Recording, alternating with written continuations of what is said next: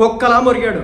ఎందుకురా గజ్జి కుక్క సినిమా మీద మొరిగావు అని చెప్పేసి వీడియోని రిమూవ్ చేస్తే మళ్ళీ పిచ్చి పట్టినటువంటి కుక్కలాగా, పిచ్చి పట్టినటువంటి మనిషిలాగా, ఎర్రగడ్డలో మెంటల్ హాస్పిటల్లో అనారోగ్య సమస్యతో మందులు వాడుతున్నాడలాగా మరోసారి ఏడుస్తూ ఇంకొక వీడియో పెట్టాడు. మనందరికీ తెలిసిందే, ఒకడున్నాడు పేపర్ తీసుకొస్తాడు, నోటుకు వచ్చింది వాగుతాడు, ఒక $30 ఖర్చు పెడతాడు, దాని మీద ఒక $3,000 సంపాదిస్తాడు, కుక్కేడి పెడతాడు కుయ్యూ అని చెప్పేసి.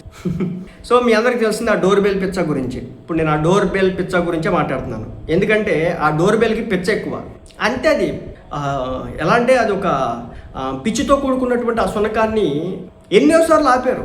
సంక్రాంతి టైంలో కూడా ఆపారు, ఒక 2-3-4 కేసులు కూడా వేసినారు. రేపు పనికిమాలనోడా, మేము కష్టపడ్డాము, మేము డబ్బులు పెట్టినాము, మా కష్టార్జితాన్ని చెమట చుక్కల మొత్తాన్ని కూడా చిందించినాము, ఒక సెట్లో రోజుకు 1000 మంది పనిచేస్తూ ఉన్నారు, మ్యూజిక్ డైరెక్టర్లు, ఎడిటింగ్ టీము, 24 క్రాఫ్ట్లు, డైరెక్టర్లు, ప్రొడ్యూసర్లు అంతా కూడా అక్కడే ఆ సినిమా మీదే బ్రతికినారు. వాళ్ళందరికీ కష్టార్జితం 1 సంవత్సరం 2 సంవత్సరాల పాటు తీస్తే ఒక సినిమా బయటకు వస్తుందిరా పనికిమాలనోడా. నువ్వు మొదటి రోజే దాన్ని చంపకరా, నీ $30 ఖర్చు పెట్టి వెయిట్ చేయరా, నీకు ఏదన్నా ఉంటే కనుక సినిమాని థియేటర్కి వెళ్ళి ఎంజాయ్ చేయరా, మా సినిమాని చంపకురా అని పద్ధతిగా చెప్పినారు. చివరాఖరికి మంచు బాబు కూడా చెప్పినాడు, నా సినిమాని చంపకరా సన్నాసుడా అని. వింటాడా? వినడు. వీడు బతుకు జీవితం మొత్తంలో ఒక సినిమా తీసిన పాపని పోలా. సినిమా పక్కన పెట్టండి, ఒక షార్ట్ ఫిల్మ్ తీసిన పాపని కూడా బాలా. షార్ట్ ఫిల్మ్ కూడా తీసిన పాపని పోలేదు వీడు. కానీ డైరెక్టర్ శంకర్ని విమర్శిస్తాడు, డైరెక్టర్ రాజమౌళిని విమర్శిస్తాడు, డైరెక్టర్ సుకుమార్ని విమర్శిస్తాడు, డైరెక్టర్ త్రివిక్రమ్ శ్రీనివాస్ని విమర్శిస్తాడు. టాప్ డైరెక్టర్లు తెలుగు అయితే చాలు వాడిని విమర్శిస్తూ ఉంటాడు. ఎంత నీచంగా విమర్శిస్తాడంటే బహుశా వీడు నెగిటివ్ మైండ్ సెట్తోనే పుట్టినట్టున్నాడు. వీడు బ్రతుకంతా నెగిటివిటీ తినే బతుకుతాడు అనుకుంటా. మళ్ళీ చెప్తున్నా, కొన్ని వేల మంది కొన్ని కోట్ల రూపాయలు ఖర్చు పెట్టి కొన్ని సంవత్సరాల పాటు కష్టపడినటువంటి ఒక సినిమా తీస్తే అది బయటకు వస్తే ప్రేక్షకాదరణ పొందితే కూడా ఎర్లీ మార్నింగ్ సినిమాకి వెళ్ళిపోయి 9 ఆ సినిమా మీద ఒక వీడియో చేసేసి ఒక రివ్యూ వేసేసి ఆ సినిమాని చంపుతున్నాడు ఆ మూర్ఖుడు. మళ్ళీ చెప్తున్నానండి, సినిమా బాగోలేదంటే ఓకే, నువ్వు ఒక ఒపీనియన్ చెప్పు, బాగాలేదు నీ ఒపీనియన్ చెప్పావు కదా, కానీ నువ్వు ఇన్ఫ్లుయెన్స్ చేస్తున్నావు. కొన్ని లక్షల మందిని నీ పనికి మాలిన వాగుడు చేత నువ్వు ఇన్ఫ్లుయెన్స్ చేస్తున్నావు. నీ వీడియో చేసిన 4 లక్షల మందిలో 4 లక్షల మంది కూడా ఈ సినిమా బాగాలేదనుకుంటే ఒక టేస్ట్ ఒకటి కదా. ఒక రివ్యూవర్కి ఆ సినిమా నచ్చుద్ది, ఇంకొక రివ్యూవర్కి ఆ సినిమా నచ్చదు. సో నచ్చినోడు ఓకే చెప్పొచ్చు, కానీ ఇన్ఫ్లుయెన్స్ చేయడం. మరి సినిమా చూసి దేనికోసంరా? 3 గంటలు ఎంటర్టైన్మెంట్ ఫీల్ అవ్వాలి. ఏ ఎంటర్టైన్మెంట్? ఒక 7 రకాల కళలు ఉంటాయి. ఒకటి కామెడీ అనో, ఒకటి రొమాన్స్ అనో, ఒకటి యాక్షన్ అనో, ఒకటి వచ్చేసి ఇదే ఫీలింగ్ బాధ అదేనో, ఈ హాస్యం అనో, నవరసాలు 9 రసాలు ఉంటాయి కదా మొత్తానికి. ఆ రసాల్లో కొన్ని రసాలు పిండుతారు సినిమాలు, ఎంత కాదనుకున్నా. క్లైమాక్స్ టైంకి వచ్చేపాటికి మంచి యాక్షన్ సీక్వెన్స్ తీసుకొచ్చి గూస్ బంప్స్ తీసుకొచ్చే ప్రయత్నం చేస్తుంటాడు. మధ్యలో కమెడియన్స్ చేత కామెడీ చేపిస్తారు, హీరోయిన్తో రొమాన్స్ చేపిస్తాడు. ఈ ముఖ్యంగా పండేది 3. ఇదే కదరా సినిమా అంటే. సినిమా అంటే ఏంటి నా తెలియక అడుగుతూ చెప్తే, నీ బతుకులో నేను చెప్పే ఇంతకుముందే షార్ట్ ఫిల్మ్ కూడా నువ్వు ఏడవరా నీ బతుకు మొత్తం మీద. సినిమా అంటే ఏంటి, ఏం చెప్తారు? ఈ ఎమోషన్స్ కాకుండా సినిమా అంటే ఏంటి చెప్పరా, నా తెలియక అడుగుతా నేను. ఈ ఎమోషన్స్ కాకుండా సినిమా అంటే ఏంటి, ఏం చేయాలా సినిమాలో? నువ్వు ఏ సినిమా అయినా తీసుకో, ఎమోషనే ఉంటుంది. అది నవ్వాలి, ఏడవాలా, భరించాలా బాధ. కొన్ని సినిమాలకు వెళ్తే కనుక ఏడుస్తాం, కొన్ని సినిమాలకు వెళ్తే కంప్లీట్గా నవ్వుతాం, కొన్ని సినిమాలకు వెళ్తే కనుక ఇప్పుడు బిజినెస్ మ్యాన్ లాంటి సినిమాకి వెళ్తే కనుక ఒక రకమైనటువంటి ఫీలింగ్ వస్తుంది. ఆ గోరింటాగా ఒక సినిమా వచ్చింది, అది చూస్తే కనుక ఎప్పుడు ఏడుగుడువే అనమాట. అన్ని కష్టాలు ఉంటాయి సినిమా మొత్తం. ఏడుపే ఆ సినిమా మొత్తం చూస్తే కనుక ఏడుపే.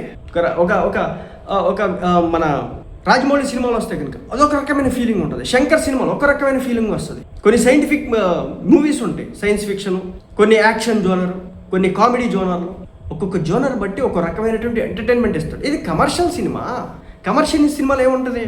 ఒకటి ఫైటింగ్ ఉంటుంది, ఒక ప్రతినాయకుడు, ఒక హీరో యాంటీ హీరో ఇద్దరు ఉంటారు కదా.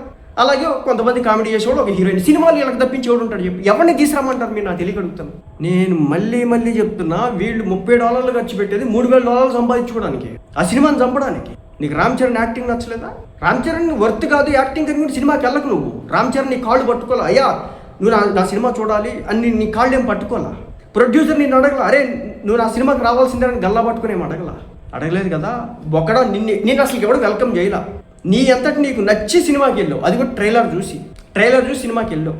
ఎవడల్లా మనం నీకు ట్రైలరే నచ్చలేదని చెప్పినావు, నువ్వు సినిమాకి ఎందుకు వెళ్ళావు నాకు తెలియకడుగుతా. నీకు ట్రైలరే నచ్చలేదురా భయ్, ఈ పిచ్చి కుక్కకి ట్రైలర్ నచ్చలా, నువ్వు సినిమాకి ఎందుకు వెళ్తావు? సినిమాకి ఎలా వెళ్తావు నాకు తెలియక అడుగుతాను. నీకు ట్రైలర్ నచ్చితే కదా వెళ్ళాలి. నువ్వు ఒక చోటికి వెళ్తావు, నువ్వు యూఎస్లోనూ యూకేలోనే అక్కడ ఏడు తెస్తావు కదా, అక్కడ కొన్ని చోట్ల స్ట్రీట్ ఫుడ్ పెడతా ఉంటే కొన్ని శాంపిల్స్ ఇస్తూ ఉంటారు, నువ్వు తింటావు. నచ్చలేదంటే ఎందుకు తింటావు? నువ్వు తినకూడదు కదా.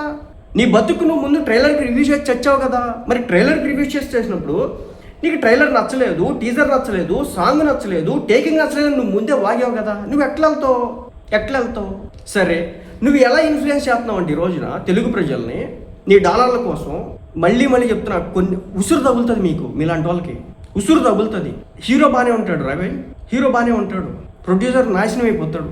ఒక్క సినిమా ప్రొడ్యూస్ చేయడానికి ఎంత కష్టమో తెలుసా? ఫైనాన్స్ ఎలా తెచ్చుకుంటారో తెలుసా? మన బతుకులకి ఏమీ తెలియదు.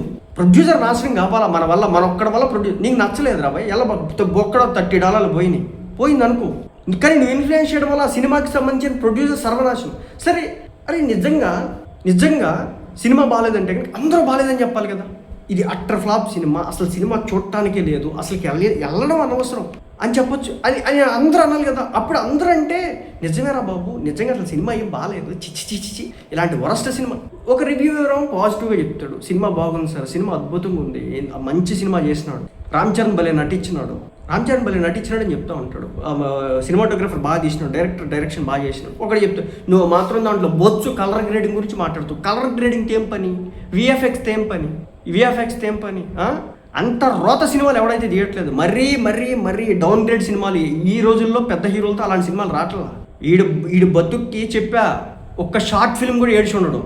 ప్రతి నిత్యం సినిమా మీద ఏడిపే.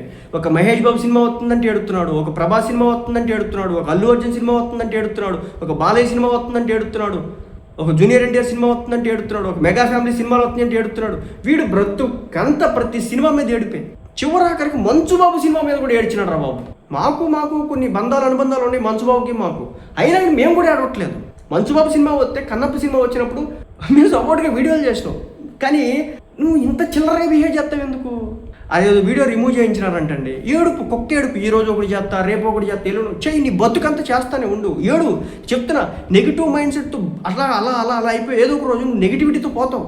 దయచేసి ఎంకరేజ్ చేయకండి. ఈ రోజున రామ్ చరణ్ని తక్కువ చేస్తాడు, రేపొద్దున మహేష్ని చేస్తాడు, ఎల్లుండి జూనియర్ ఎన్టీఆర్ని చేస్తాడు, ఎవరి సినిమా వచ్చాక ఇట్టాకి సర్వనాశనం చేస్తాడు.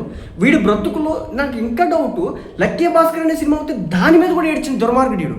లక్కీ భాస్కర్ సినిమా నేను చూసండి, అస్సలకి ఏమన్నా ఫీల్ ఇచ్చిందా సినిమా, ఏమన్నా హీ ఇచ్చిందా సినిమా? ఒక ఎమోషన్ తీసుకొచ్చింది, ఒక డ్రైవ్ చేస్తుంది అనమాట సినిమా. అదే సీత అనుకుంటా, ఆ సినిమా మీద కూడా నెగిటివ్ ఇచ్చినటువంటి దరిద్రుడు వీడు. తెలుగు సినిమాలంటే కడుపు మంట, తెలుగు సినిమాలంటే చిన్న సినిమా, ఆ తెలంగాణ వాళ్ళు తీసిన సినిమాలన్నీ ఏడిపే, ఆంధ్ర వాళ్ళు తీసిన సినిమాలన్నీ ఏడిపే. కానీ ఆ సాంబార్ బ్యాచ్ నుంచి సినిమాలు వస్తాయండి రొట్ట, వాటిని మాత్రం అసలు భలే నాగుతుంటాడు. వీడి బ్రతుకంతా ఇలా ఎడుతుంటాడు మన సినిమాల మీద. సో మొత్తానికి అయితే పెద్ద బొక్కంట పెట్టారంట, వీడియోని రిమూవ్ చేసినారంట. సో దాంతో కుక్క ఏడుపు ఎడుతున్నా ఉన్నాడు, పిచ్చి కుక్క ఏడుపు, మంచి కుక్క, పిచ్చి కుక్క ఏడుపు ఎడుతూ ఉన్నాడు. రోడ్డు మీద ఎడుతావు కదా అప్పుడప్పుడు, సో ఆ మాదిరి ఎడుతూ ఉన్నాడు, కుయ్యి అని. నువ్వు అట్టగా ఎడుతూనే ఉన్నావు. మళ్ళీ చెప్తున్నా, ఒకడి జీవితాన్ని కొంతమంది కొన్ని కోట్లు ఖర్చు పెట్టి, కొన్ని అహోరాత్రులు, నిద్రలేని రాత్రులు గడిపి తీసినటువంటి సినిమా మీద నువ్వు బాగపోతే అందరూ చెప్తే నువ్వు కూడా చెప్పు, కాదనట్లా. ఒక 80-90% మంది బాగుందన్న సినిమాని నువ్వు కావాలని చెప్పేసి ఒక నెగిటివిటీ స్ప్రెడ్ చేయడం ఏదైతుందో దీనంత దుర్మార్గం ఇంకోటి లేదు.